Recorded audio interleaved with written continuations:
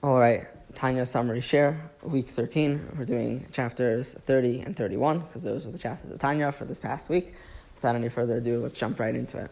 So the Alter Rebbe starts off chapter 30, and this is actually the focus of the chapter, by saying that until now we were discussing all of the negativity that we all have. The Alter Rebbe says, I'll give you a very good silver lining to all of that. Obviously not to focus on the negativity, that's what we're going to be discussing in chapter 31, but the Alter Rebbe says when we consider that we all have parts of ourselves that want to go against Hashem, that do go against Hashem, parts of ourselves that have negative character traits, which we should be refining, but that ultimately, we're in the world and no one is perfect, besides the tzaddikim. The Alter Rebbe says that with this, we could actually have something very good, a healthy dose of humility, because the Alter Rebbe says that any other given person, even if they're doing really bad things, we don't know what it's like to be in their shoes. For all that we know, they have really serious either life situations or character traits or whatever it may be that causes them to be doing whatever various they may be doing. The Alter Rebbe gives just a very simple example. Sometimes you have a person and they're steeped in arayis, they're looking at things that they shouldn't, they're doing actions that they shouldn't. The Alter Rebbe says, if you stop and think about it, firstly, it's possible they just have a very inflamed nature. Maybe they just enjoy or appreciate these things more than yourself. The Alter Rebbe says not only that, maybe their life circumstances put them in a situation where they need to be going out to do business, where they need to be working on beaches, different places where you could imagine people's taivos become inflamed. So the Alter Rebbe says when you consider this, you realize, wait a second, whatever they're doing, really, I could give them an excuse. Now, maybe the excuse is right. Maybe the excuse isn't right. It's definitely not an excuse that a person could take for themselves. Oh, I'm allowed to do whatever I want to do because of the circumstances that my life put me in. Because I work in a movie theater, that means that I need to be watching every kind of movie.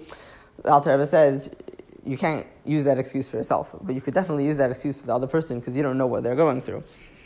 So the Alter Rebbe says when you consider this, that maybe not necessarily are you doing everything that you could be doing to win the war, and not necessarily are you doing everything that you could be doing to try to hold yourself back. The Alter Rebbe says it's a very strong war, it's a very difficult war, a very challenging war, but ultimately everybody should be doing whatever it is that they can. And the Alter Rebbe says that in a very practical sense, most people don't manage to do everything that they can. The Alter Rebbe quotes even examples from Tanaim that not everyone is able to do constantly, every single moment, their ultimate best.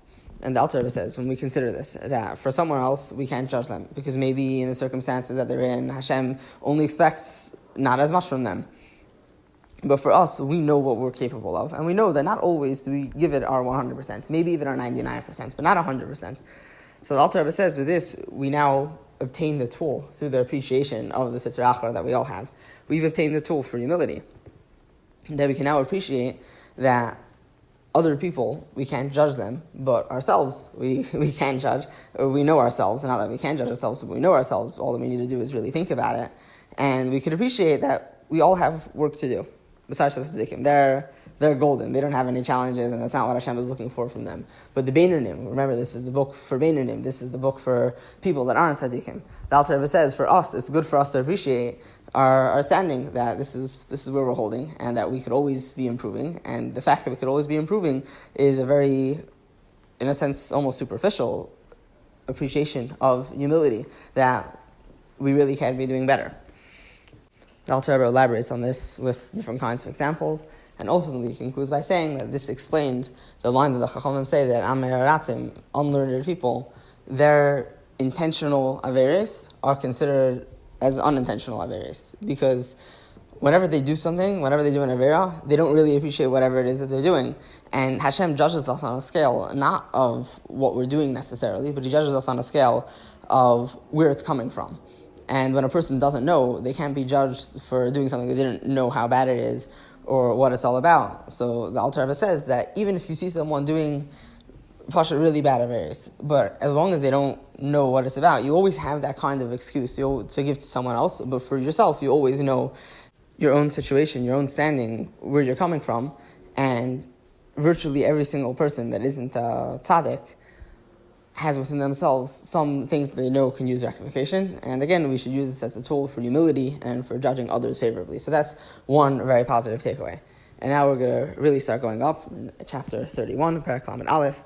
The Alter Rebbe says that regardless of everything that we've said about the sad thoughts, about how really we have negativity and we have things that are bad with us, and we all contain some measure of bad, the Alter Rebbe says those are all sad thoughts, and sad thoughts are klipa. So the Alter Rebbe says, in that case, why am I telling you the concept of thinking about these sad thoughts? I should be telling you avoid them at all costs. The Alter Rebbe says, the thing is, there's two kinds of sadness. There's what we call in Hebrew atzvos, which I would translate as sadness, and there's what we have in Hebrew called miriros, which would translate to bitterness. And the Alter Rebbe says that a healthy dose of bitter sometimes makes the recipe work. So the Alter Rebbe explains himself a little bit, and I think it's really a fascinating thing. The Alter Rebbe says there are going to be times that we feel sad. This is human nature. Human nature is ups and downs, and sometimes we're more inclined to feeling sadness than other times. So the Alter Rebbe says that at a normal time, when you're davening, you're learning, you're doing your avodah, you're going, the Alter Rebbe says, don't think about sadness, because that's really the Yetzer Hara trying to get you, which is something that we've mentioned. Because really, sadness and all of these things are from klippa. Maybe it's from the outermost klippa, the klippa which is closest to holiness, which really you can maybe even transform that klippa to holiness. But the Alter Rebbe says that the essence of sadness is not a good thing. The Alter Rebbe says miriros, this bitterness, is something that we could actually utilize to give ourselves a much greater push in our avodah. And the Alter Rebbe says if we use it strategically, we can actually give ourselves a massive push. So the Alter Rebbe advises like this. He says if a person is feeling sad or they're feeling down, they should contemplate like this, that whatever it is that's getting them down, it's not even half of their worries, because their real main problem is the fact that they have negative character traits. They have things which go against godliness. They have things which make the world, let's say, a worse place, which is very unfortunate, and it's very sad, inducing. But the Alter Rebbe says, don't let yourself be sad by it, because remind yourself that Hashem has a plan for everything in the world. And He's the one that made you. And He knows good and well what He's doing. And whatever negativity could have possibly come out of your life, Hashem planned for that. And there's an ultimate plan for everything. So why did Hashem do this? Hashem did this because He knows that there's a very good redemption arc. And the redemption arc is coming. And the redemption arc is ultimately going to redeem all of these negative traits that all of the Beinonim have. The Alter Rebbe says, at that point you pivot, and you say, not only do I have negative parts of me, but I also have positive parts of me. I have a nefesh alikis, I have a godly soul, and this godly soul is trapped with me. I don't really feel like my godly soul, because if we would, we'd probably be tzaddikim, but I don't feel like my godly soul.